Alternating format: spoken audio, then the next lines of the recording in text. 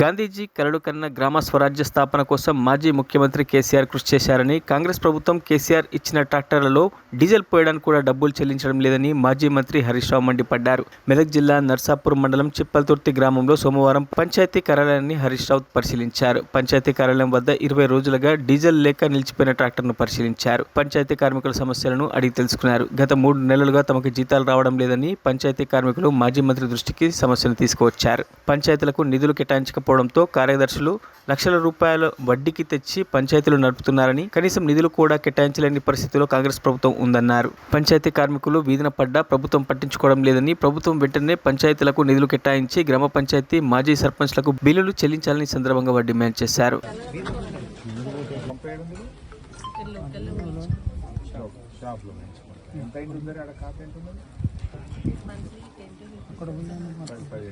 బుగ్గలు ఎన్ని ఉన్నాయేమో మొత్తం 104. ఎన్ని వెలుగుతున్నాయి బిడ్డ బుగ్గలు? 10-15 వెలుగుతున్నాయి. 80 కాలిపోయినాయి. ఇక 80 కాలిపోయినాయి వేద్దామంటే పైసలు లేవు.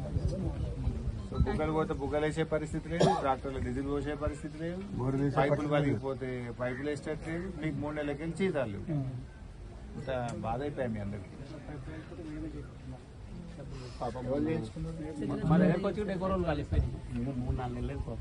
ఆమె ఏం చేస్తుంది పెట్టుకుంది, ఇంకా ఇక్కడికి వచ్చి 3 నెలలు రూపాయలు తీసుకోవాలంటే మా ఊరు జీతం వీళ్ళే పెట్టేసింది, ఎక్కువ పెట్టింది పాపం. గౌరవనీయులు స్థానిక శాసనసభ్యురాలు సోదరిమణి సింతా లక్ష్మారెడ్డి గారు, అదేవిధంగా మేము ఇక్కడ ఒక కార్యక్రమానికి వెళ్తూ దారి మధ్యలో చిప్పల్తుర్తి గ్రామంలో ఆగడం జరిగింది. సో ఈ గ్రామంలో గ్రామ పంచాయతీ ముందు ట్రాక్టర్ను పెట్టి 20 రోజుల నుంచి ట్రాక్టర్ తీసే పరిస్థితి లేదు. మేము అక్కడికి వచ్చినప్పుడు ట్రాక్టర్ డ్రైవరు, అందులో పనిచేసే కార్మికుడు కూడా అక్కడే ఉన్నారు. వారిని పలకరిస్తే ట్రాక్టర్లో గాసం లేదు సార్, డీజిల్ లేకపోవడం వల్ల 20 రోజుల నుంచి ట్రాక్టర్ తీయడం లేదు అని వారు చెప్తా ఉన్నారు. ప్రజలు మా మీద కోపానికి వస్తున్నారు. ట్రాక్టర్ను ఎందుకు తేవడం లేదంటే గాసం లేదని పబ్లిక్ మేము చెప్తున్నాం సార్ అంటున్నారు. ఆ ట్రాక్టర్కు గత ఏడాదినర్థం నుంచి దాదాపు 2 సంవత్సరాల నుంచి ఆయిల్ కూడా చేంజ్ చేయలేదు, ఫిల్టర్ చేంజ్ చేయలేదు, ట్రాక్టర్ను సర్వీసింగ్ చేయించడం లేదు, ట్రాక్టర్కు ఇన్సూరెన్స్ కట్టలేదు, ట్రాక్టర్కు రోడ్ ట్యాక్స్ కూడా క్వార్టర్లీ ట్యాక్స్ కట్టలేదు. చివరికి డీజిల్కు డబ్బులు లేక తాళం చేయిలన్నీ కూడా ఎంపీడీఓకి అప్పచెప్పినామని పంచాయత్ సెక్రటరీ గారు చెప్తున్నారు. అంటే రాష్ట్ర వ్యాప్తంగా కేసీఆర్ గారు గాంధీజీ కలలు కన్న గ్రామ స్వరాజ్యాన్ని తేవాలని రాష్ట్రంలో ప్రతి గ్రామ పంచాయతీకి ట్రాక్టరు, ట్యాంకరు, ట్రాలీ పెట్టి ఇంటింటికి చెత్తబుట్టలిచ్చి ఊరూరికి డంపు యార్డు కట్టించి స్వచ్ఛమైన పల్లెల్ని కేసీఆర్ గారు తయారు చేస్తే, రేవంత్ రెడ్డి గారు ప్రభుత్వం వచ్చినాక కేసీఆర్ గారు ఇచ్చిన ట్రాక్టర్లలో డీజిల్ కూడా పోయని పరిస్థితి ఏర్పడ్డది. మార్పు అంటే ఏం మార్పు తెస్తుర్రా నాయన? మార్పు అంటే కేసీఆర్ గారు కొనిచ్చిన ట్రాక్టర్ని మూలకు పెట్టుడే మార్పు మీరు తెచ్చింది. ట్రాక్టర్ల డీజిల్ కూడా పోయని మార్పు మీరు తెచ్చిన మార్పు. వర్షాకాలం వచ్చింది, అంటు రోగాలు వస్తాయి.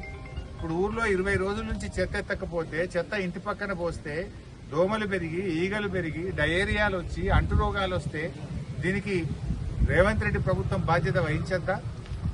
మాటలు కోటలు దాటుతున్నాయి, కానీ చేతులు గడప దాటని పరిస్థితి ఉన్నది. ఇలా గ్రామ పంచాయతీలో ట్రాక్టర్ల పరిస్థితి ఇట్లా ఉన్నది. ఎక్కడైనా పైప్ లైన్ వలిగిపోతే దాని అతకనీకి కూడా పైసలు లేనటువంటి పరిస్థితి ఇవాళ గ్రామ పంచాయతీల్లో ఉన్నది. సఫాయి కార్మికులకు పాపం ఆ డ్రైవర్ గారిని, ఆ చెత్త ఎత్తే కార్మికుడిని అడిగితే 3 నెలలే సార్ మాకు జీతం రాక, ఇంట్లో పిల్లలకు స్కూల్ స్టార్ట్ అయింది, పుస్తకాలు కొనిద్దామంటే పైసలు లేవని చెప్పి ఆ సఫాయి కార్మికులు బాధపడుతున్నటువంటి పరిస్థితి. మాటలు ఏమంటారు, 1వ తారీఖే జీతం ఎత్తున్నాం అని రేవంత్ రెడ్డి తెగరెచ్చిపోతుంటాడు. మరి సఫాయి కార్మికులు అందరికంటే పేదోళ్ళు కదా, అందరికంటే తక్కువ జీతగాళ్ళు.